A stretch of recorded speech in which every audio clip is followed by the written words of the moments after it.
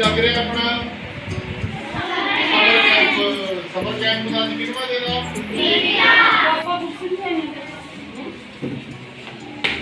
ਠੀਕ ਹੈ ਜੀ ਬੇਟਾ ਕੀ ਲੱਗ ਰਿਹਾ ਆਪਣਾ ਸਮਰ ਕੈਂਪ ਦਾ ਕਿਹੜਾ ਦੇਣਾ ਤੀਸਰਾ ਰੈਡੀ ਹੈ ਤੁਹਾਡੀ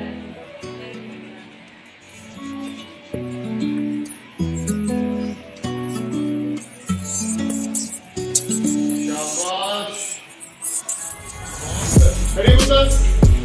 किया है स्माइल खड़े हो